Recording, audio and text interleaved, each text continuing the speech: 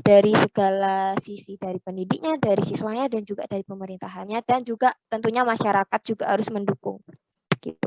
Oh, jadi penyebabnya itu teknologi kita yang kurang, kemudian cara mengatasinya itu tenaga pendidik, siswa, dan pemerintah harus bekerja sama ya, begitu. Ya. Baik, terima kasih. Terima kasih kembali.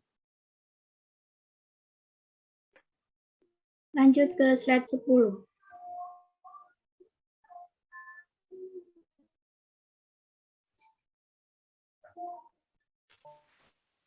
Di sini saya bertanya mengenai fasilitas. Di situ kan dijelaskan bahwa fasilitas ikut mempengaruhi kelangsungan inovasi yang akan diterapkan. Dan saya izin bertanya, mengapa fasilitas itu sangat mempengaruhi kelangsungan inovasi yang akan diterapkan? Apakah bisa diberikan contohnya bahwa bahwa fasilitas mempengaruhi inovasi?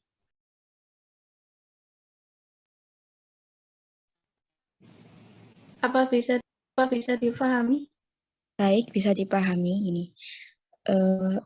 Fasilitas ini kan maksudnya itu ya sarana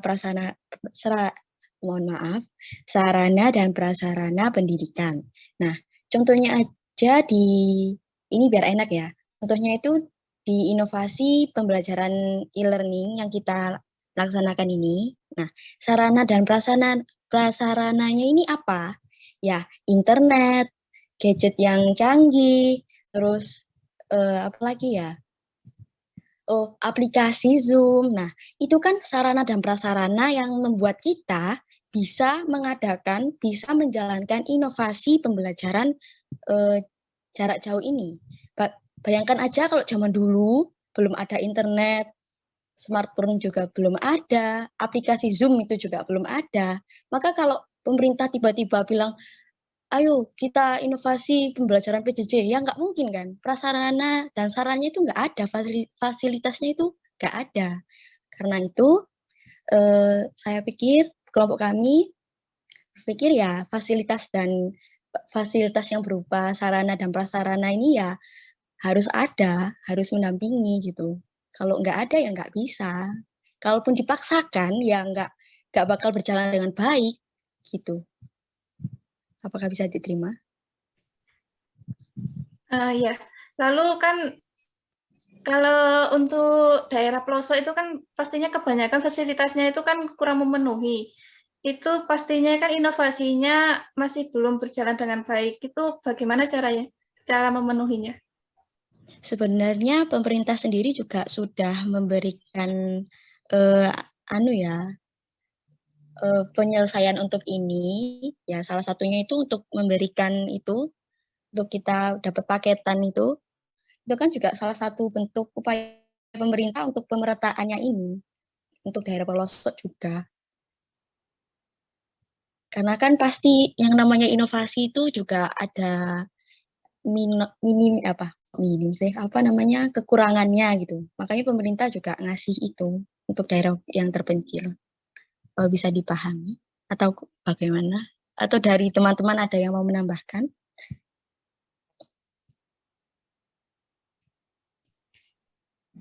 Baik, jawaban saya terima. Terima kasih. Baik, terima kasih kembali.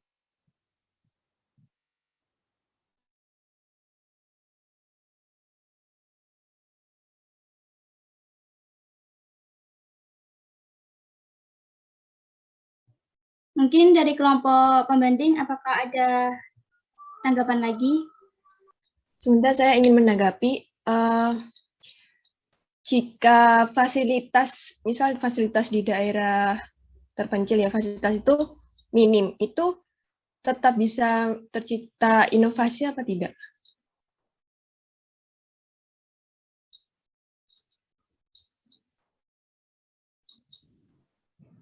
Izin menjawab ya. Kalau misalnya di suatu daerah itu fasilitasnya minim begitu, seperti sarana dan prasarana.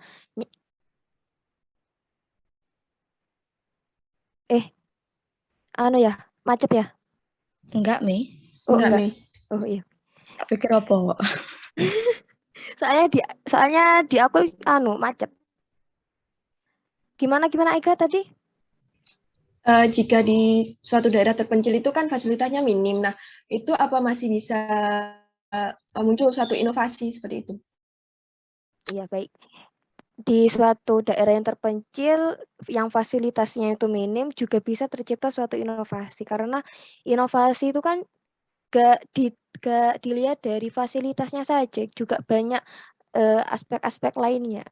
Kalau misal dari sarana dan prasarananya kurang, mungkin dari pendidik itu bisa dari pendidiknya bisa menambahi atau lebih gimana ya? Kalau misal di fasilitasnya kurang, mungkin di pendidik bisa memberikan satu hal yang lebih begitu. Pemberian materi-materinya yang lebih atau gimana ya?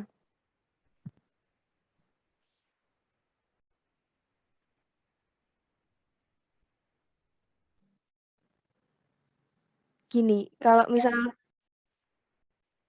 kalau fasilitas di suatu daerah terpencil itu kurang memadai, begitu mungkin kita sebagai pendidik itu juga bisa menggunakan media-media belajar yang bisa digunakan di daerah tersebut, begitu. Tetapi inovasinya juga akan berjalan, sehingga inovasinya juga bisa berjalan begitu. Baik, berarti bisa disimpulkan jika meskipun fasilitasnya minim, namun tetap didukung oleh media pembelajaran yang seadanya dan tetap bisa timbul inovasi. Ya, begitu. Baik, terima kasih. Terima kasih kembali. Saya izin bertanya, jadi kan di setiap sekolah itu ya mengenai fasilitas itu kan biasanya mendapat dana dari pemerintah gitu kan ya, berupa dana BOS atau bantuan operasional siswa. Nah, biasanya dana itu kan disalahgunakan atau diselewengkan atau kayak salah sasaran gitu. Jadi menjadikan fasilitas pendidikan di Indonesia itu kurang terpenuhi. Nah, kalian sebagai calon pendidik mungkin bisa memberikan solusi bagaimana agar dana-dana tersebut itu tidak salah sasaran mungkin. Apakah dipahami pertanyaannya? Baik, bisa dipahami, izin menjawab. Jadi itu agar penyaluran dana BOS itu dapat berjalan sesuai dengan peraturan yang berlaku, pemerintah itu kan telah meluncurkan suatu program yang bernama Sistem Informasi Pengadaan Sekolah. Nah, di mana melalui program dana BOS itu, sekolah itu diharuskan untuk melakukan suatu pemesanan barang dan jasa di marketplace yang sudah bekerja sama dengan program Kemendikbud itu tadi. Jadi pemerintah itu membentuk suatu program agar dana itu tidak digunakan, tidak disalahgunakan seperti itu. Bagaimana? Baik, kan bisa diterima. Terima kasih.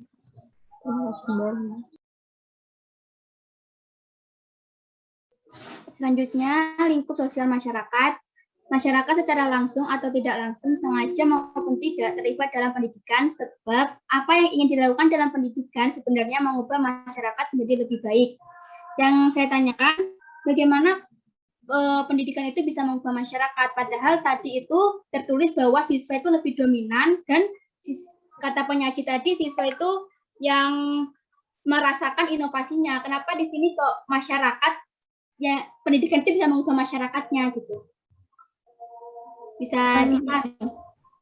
Bisa dipahami, izin menjawab ya, kan siswa itu nanti besarnya apa, gedenya nanti kan jadi masyarakat kan, jadi apa, inovasi ini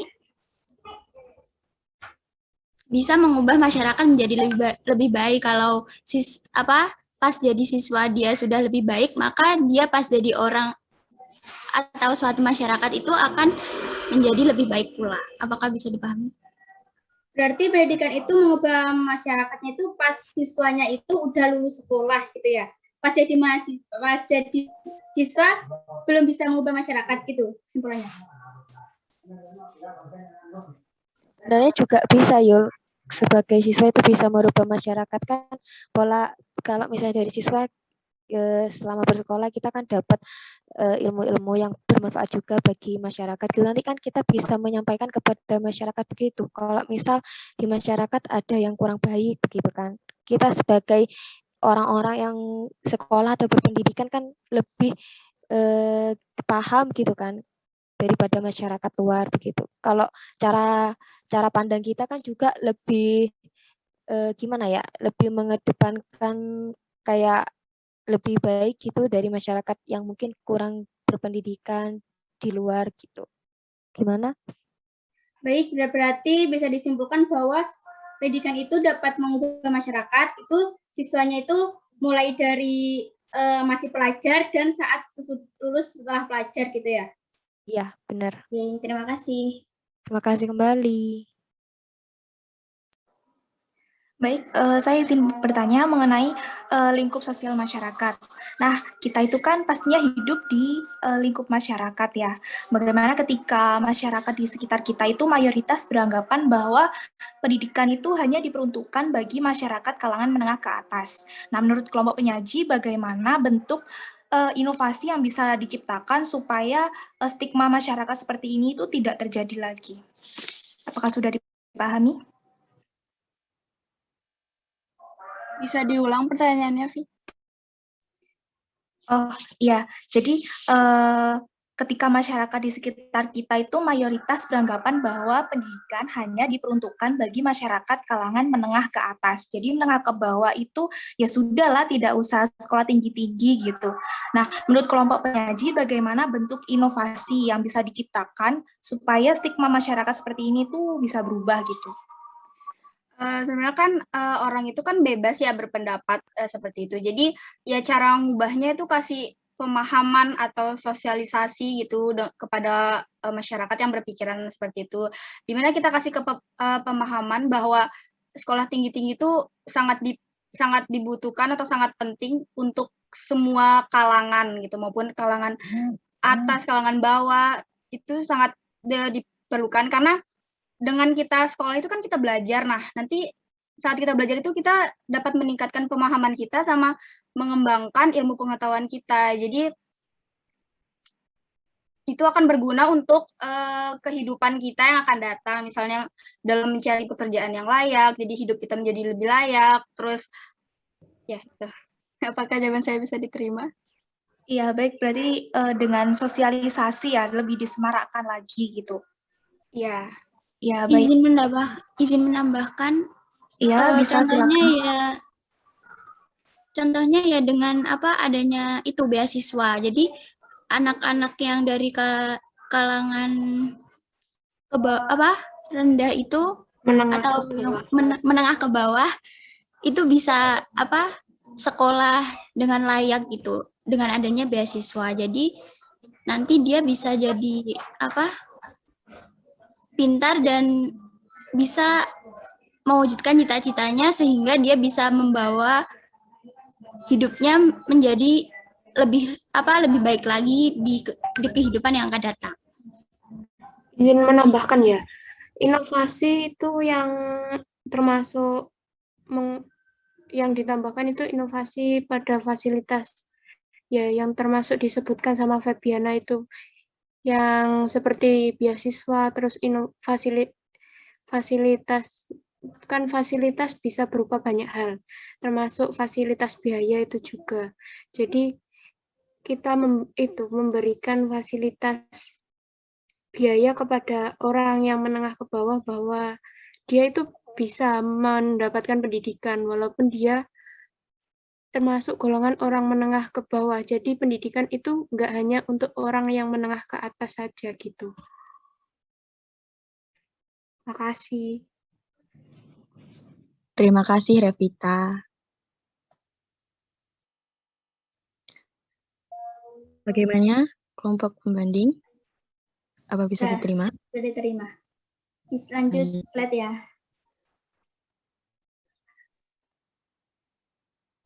Nah, untuk karakter inovasi pendidikan, di sini kami sebagai kelompok pembanding sudah terjawab tadi oleh kelompok penyaji, maka akan dilanjutkan ke slide 12.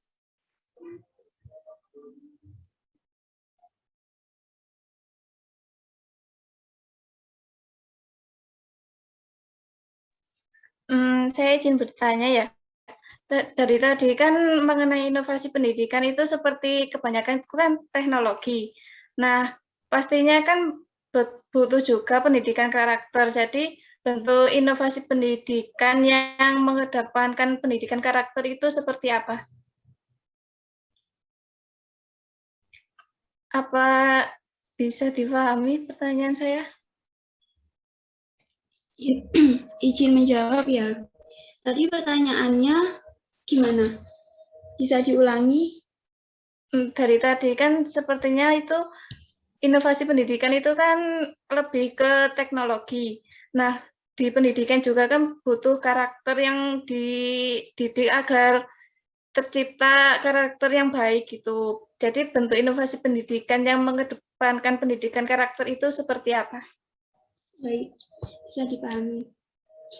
Nah, untuk sebelumnya kan pendidikan karakter itu kan pendidikan yang lebih menekankan pada nilai-nilai dan sikap-sikap karakter peserta didik. Nah, untuk pendidikan karakter ini bisa dikembangkan melalui inovasi pendidikan. Salah satu contohnya yaitu diadakannya pembelajaran yang inovatif. Kan pendidikan karakter ini kan nggak hanya karakter tentang sikap, tata krama, ataupun perilaku. Juga karakter kinerja, maksudnya kayak karakter kepemimpinan, kegigihan, dan keterampilan dari setiap siswa. Nah, untuk menanamkan pendidikan karakter ini pada inovasi pendidikan, yaitu dengan adanya pembelajaran inovatif.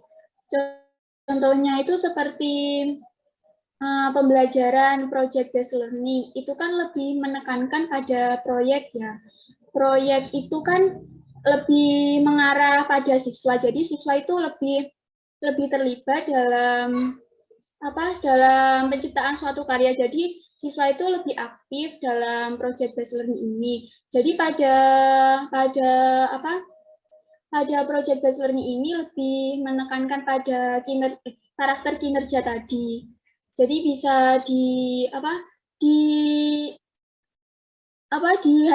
diambil kesimpulan kalau project based learning ini dapat menciptakan pendidikan karakter kinerja pada setiap siswa. Nah, untuk pendidikan karakter yang moral, itu kan seperti tata krama, terus seperti sikap, itu biasanya pada pembelajaran afektif. Nah, pembelajaran afektif ini lebih menekankan pada nilai dari sikap lebih menekankan pada nilai dan sikap dari siswa tadi. Contohnya itu seperti guru itu, seumpamanya kalau di kelas itu meminta siswa itu untuk bekerja kelompok. Nah, pada bekerja kelompok ini kan jadi guru dapat melihat siswa itu dapat melihat interaksi siswa dengan siswa lainnya. Jadi bisa dinilai sikapnya dari situ. Nah, selain itu juga melakukan pembiasaan juga. Kan karena pembiasaan itu kan ya, kalau pembiasaannya yang baik, itu kan ya bisa menciptakan pendidikan karakter moral yang baik juga. Itu seperti sebelum masuk kelas, kan biasanya itu guru meminta untuk berdoa terlebih dahulu. Jadi dilakukan pembiasaan terlebih dahulu, kan seperti itu. Terus contoh lainnya, ini kan di masa pandemi ya. Di masa pandemi itu kan sudah ada yang masuk sekolah. Jadi ada guru itu meminta setiap siswa sebelum masuk kelas itu kan cuci tangan terlebih dahulu. Ya, itu bisa menjadi pembiasaan yang lebih baik. Nah, karena kan jika kita melakukan pembiasaan itu, kita akan lama-lama kan akan terbiasa dan menjadi kebiasaan. Jadi untuk pendidikan karakter moral bisa diciptakan melalui pembiasaan dan melalui pembelajaran afektif yang telah saya jelaskan tadi. Nah, itu jawaban dari saya, bisa dipahami. Oke, saya kira bisa dipahami dan cukup ya. Adannya sudah banyak, mungkin di tempat Anda juga sudah. Oke, sehingga bisa ditutup pajang ya Pak Sadam. Wes Anda tutup aja sudah lengkap dengan yang sebelumnya ya. Jadi tentang ini, tentang inovasi pendidikan rasanya sudah cukup gitu. Silakan ditutup aja karena sudah tidak perlu ada komen lagi, sudah cukup, sudah bagus. Oke, kita ketemu lagi insya Allah minggu depan dengan materi berikutnya. Oke, silakan Pak, ditutup aja Mbak. Oke, baik, matur nuwun Ibu. Baik, untuk diskusi hari ini bisa kita akhiri. Diskusinya tadi sudah cukup baik, gitu ya, sudah baik, dan insya Allah kita ketemu lagi minggu depan. Terima kasih atas perhatiannya, matur nuwun Bu Titi. Kita akhiri ya pertemuan hari ini. Bila taufiq wal hidayah. Wassalamualaikum warahmatullahi wabarakatuh. Waalaikumsalam warahmatullahi wabarakatuh. Ayo ya, sampai ketemu. Terima kasih Bapak.